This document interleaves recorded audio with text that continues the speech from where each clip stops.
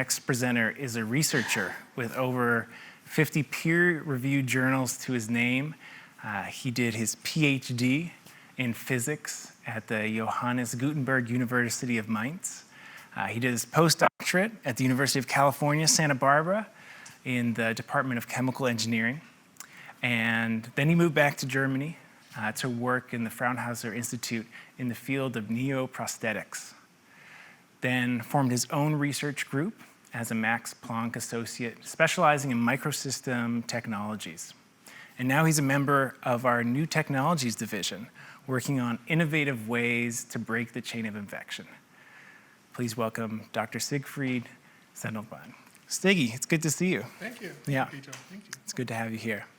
I am so excited to hear what you have to share. What will you be talking about today? Well, I will give a short introduction and on a scientific view of a hygienic update, keeping up with Heiner's talk. So it's going to be a couple of slides, what has been last year.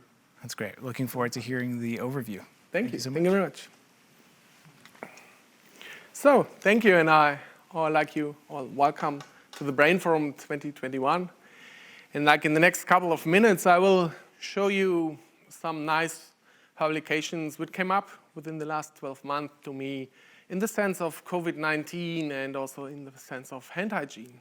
But before I like to start with this, I like to introduce more myself in order to give you a more scientific view. So I'm seeing the world under scientific glasses.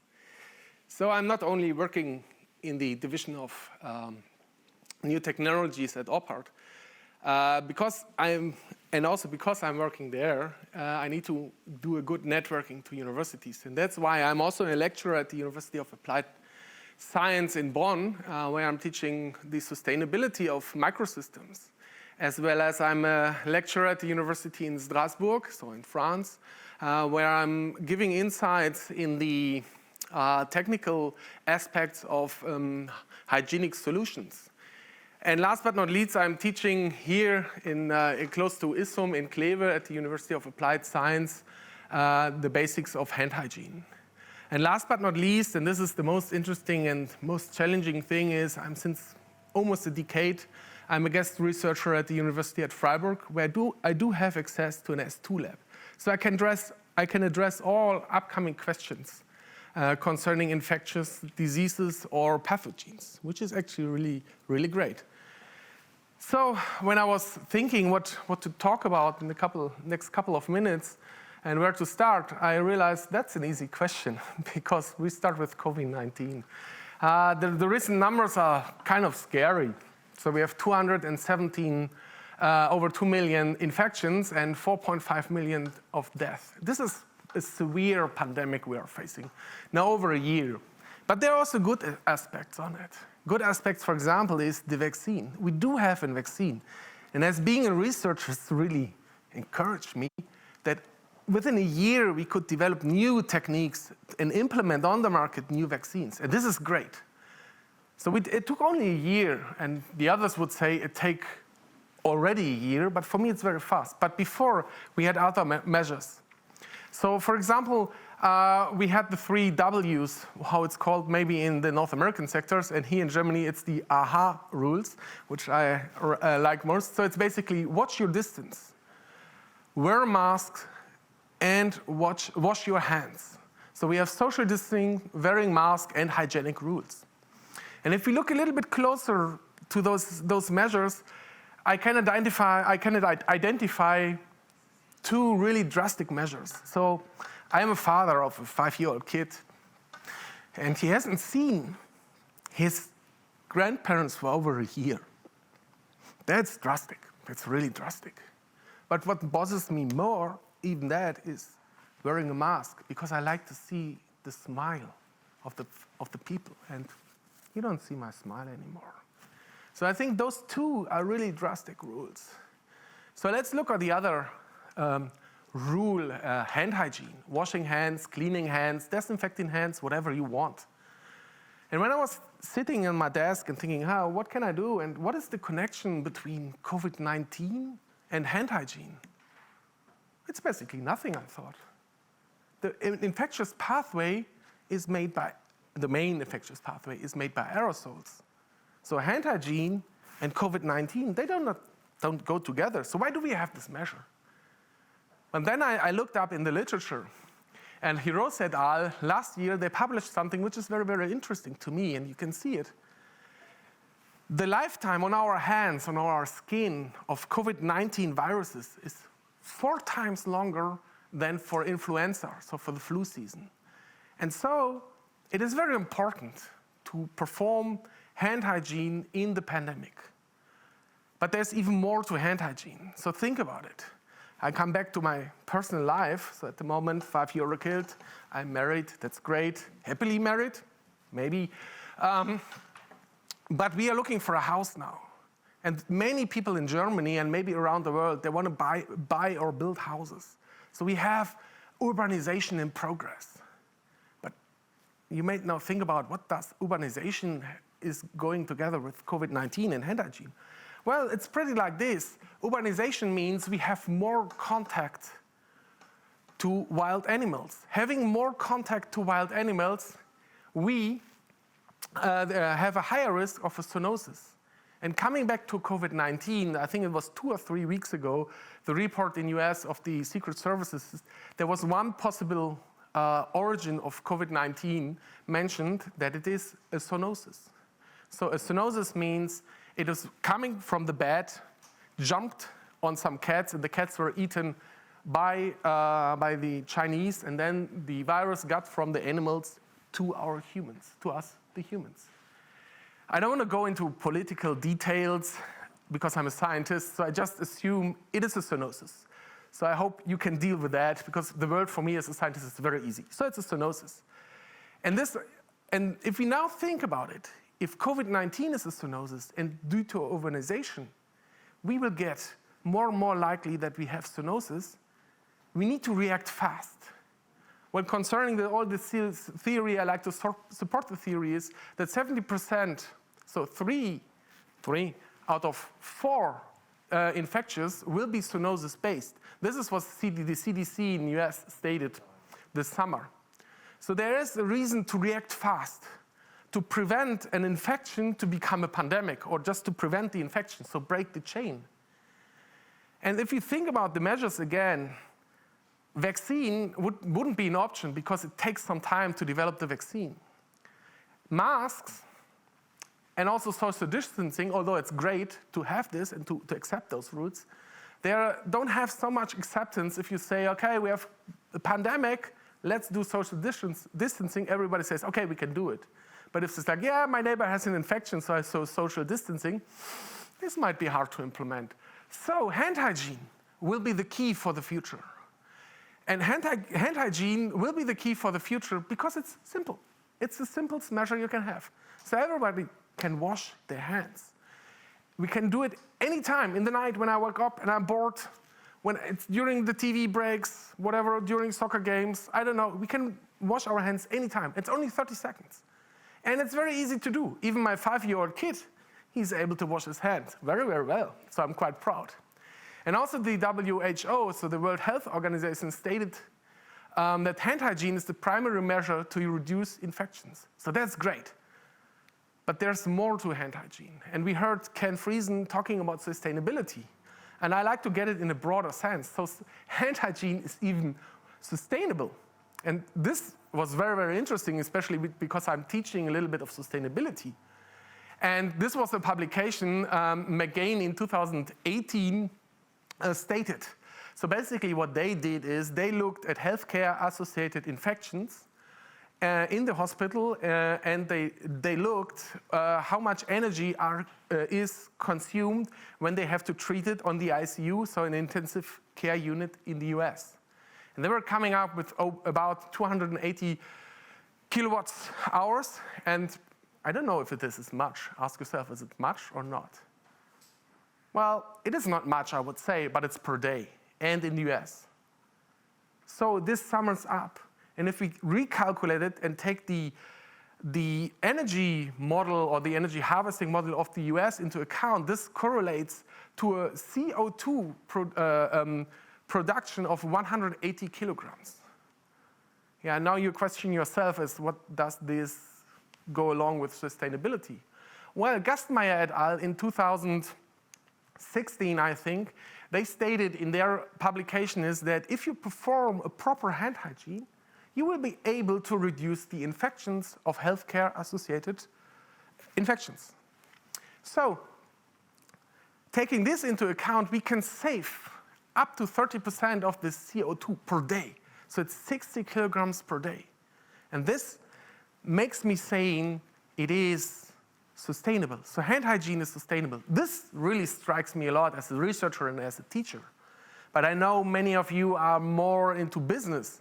So that's also why I also looked, when I was preparing the talk, something about businesses. And there was some nice discuss-worthy publication out. It was Bagapelli, I hope I pronounced it right, Bagapelli et al. This year in 2021. And they were looking in India the cost effectiveness of different measures.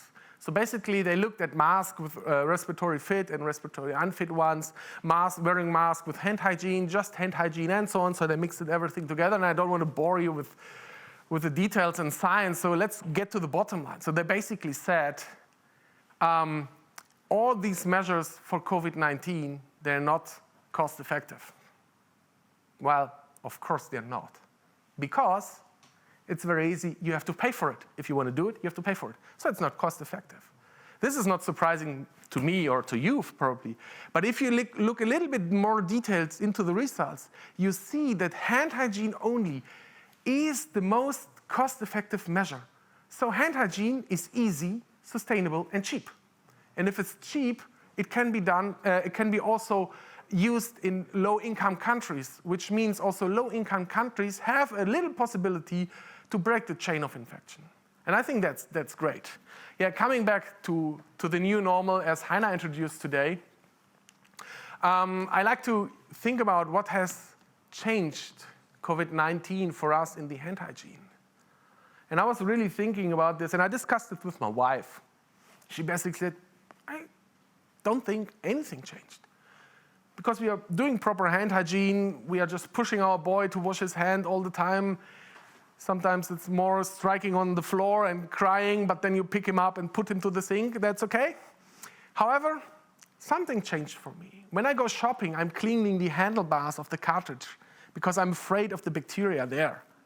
It's just a thing, a psychological thing, I think. I don't know if it's really helping. But this changed. So what I want to say with it, the awareness of hand hygiene changed. And when I'm looking to my family, they're all now more involved into washing hands, cleaning things, and also when they have contact to an infectious person, they start to do social distancing just immediately. So that's what we learned. And we see all in my family, that hand hygiene is strong. It's a very strong measure, and it's great. Well, I don't want to bother you with my family problems, so let's go back to science. And this is also proven by the Cosmos study in the summer. The Cosmos study was a study of, I think, a social group in Erfurt, and they were looking and asking people if they perform hand hygiene and if they have an increased perception. And they're coming up that overall 80% now think hand hygiene is important. And if you look a little bit closer, 83% they think it's important when they're coming from outdoors or for public places. Even 84% they say it's important for public transport. And even almost 90% say it's very important if we have contact with an infectious person. And that's great. So this is really, really great. So the key message of my talk today, of my very short overview is keep it up. That's easy. We need to keep this up. We need to serve on this high level to help to keep up the hand hygiene. And before I'm ending, I just want to look not only to the future, but also to problems we have.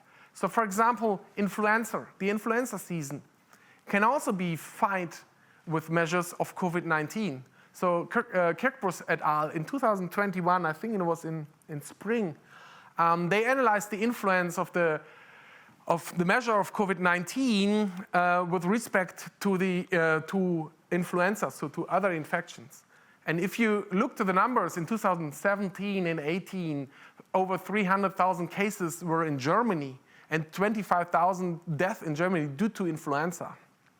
And what they figured out is that due to the measure of COVID-19, especially wearing masks and washing hands, this reduced drastically by up to 20%. And 20% out of 25,000, it's a lot. So that's great, we can save lives, and that's good. So the seasonal influenza can be reduced by wearing mask and proper hand hygiene by 20%. And I think that's something. So we see there's a big potential health in it. And now I talked about health and I talked about Germany. Let's do a question for you as in a quiz. You can type it down directly in the internet, on your webpage. What is the economic burden in the US for a flu season? So how much money costs an influenza season? I will give the answer after my talk. And I just want to look to the almost last slide is also another topic what I like to address, and which bothers me personally a lot because I'm giving a lecture about it about, let's say, 1 or 2 sessions. It's the antibiotic resistant. And this already was stated by O'Neill in 2016, where they said 700,000 deaths were due to the infections with antibiotic-resistant bacteria. And they stated, and this kind of scares me, in 2050, and it's soon, there will be over 10 million. And that's a high number. That's a very high number. So in 2021, and that's why I digged up this publication again, the World Health Organization sounded really alarmed because they stated that 43 out of 43 is basically none. They are not sufficiently effective against the most dangerous bacteria, and they means antibiotics, of course. Sorry, I forgot that. So 43 out of 43 are not working really good. So we do have a problem. And that's where it's coming up now. Hand hygiene would help the antibiotic resistancy. I'm sorry. But why? When I told this to my wife, when I was preparing for, she's like, why? You wash away the antibiotics or what? No, it's not that. Because just assume you perform a very good hand hygiene. You're reducing the risk of infections by a factor of 30%. We heard this in Gastmeier. So just throw away the numbers. So we reduce it by a significant number. If we reduce the infection, we also reduce the use of antibiotics. And if we reduce the use of antibiotics, we are also reducing the risk of coming up resistant bacteria to antibiotics. And so we see again, also with recent problems, with future problems, hand hygiene is everywhere, cost-effective and sustainable. And hand hygiene is the key measure. And that's why I like to say it again, we need to keep the high level up. And as my postdoc was in California, I like to say it with the Californian words is, we need to surf on the high wave of the hand hygiene and keep it up. So that's what I thank you for listening for this short overview, and I'm open for questions. And also thank you for attending the Brain Forum 2021. Thanks, Ziggy. I think maybe we'll start with our audience survey question. So the question was, what's the cost annually in the U.S. of seasonal flu? And we've got a diversity of answers here, as low as $6 billion, as high as $20 billion. It looks like the most popular one right now is $15 billion. Oh, we're even seeing some lower ones. Okay, so new answers coming in. Live results. Live results, yeah. Ziggy, what's the correct answer? I think in the publication they stated something about $11.2 billion on the season. Wow. I think that's the number. So it's 11.2. It's quite a lot. Yeah. I would like to get it. I'd take it. Then I could have retired. Yeah. Oh, great. I'll take a small percentage of that amount. Yeah. Yeah.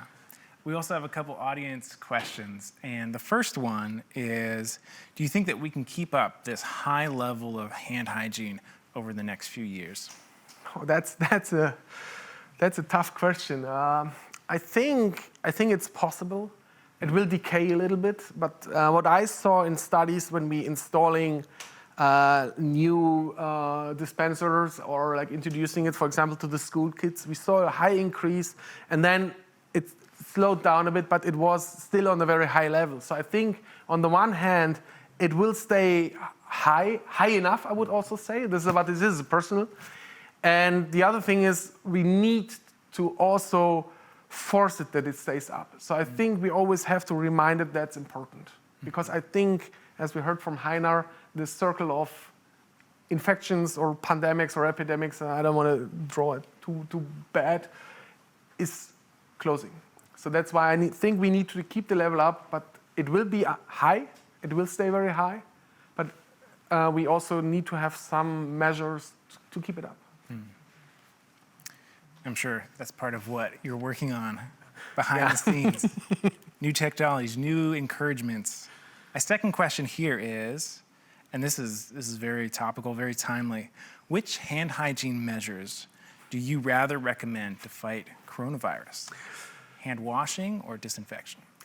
Well, actually it depends. So generally speaking, and this is more a personal opinion, I would always, because I'm not in the medical sector, so I'm at home, I would always stick to hand washing. But if there is no possibility to wash the hands, of course I will disinfect the hand. Basically, anything is better than nothing. So even just rubbing like this is better than doing nothing. However, it's a virus, and it's an enveloped virus as far as I know. So I'm not the microbiologist, I'm sorry for that. I should ask my colleague. I'm just a physicist. So I think it's an enveloped virus. So for this, an enveloped virus, both is okay. So the alcohol, which has amount of 70% and 30% of water, it's working. And also the soap is working quite well. If you have a non-enveloped virus, so we got lucky in this pandemic, I would say, the alcohol has to be increased, and we have to go to higher or to more aggressive disinfectants. I think that's the case. But this is a personal opinion of a non-biologist. Yeah, I like the humility. I'm just a physicist. Thank you so much for this overview of the science. We're going to stay focused on science, and our next guest will be talking about neuroscience and artificial intelligence.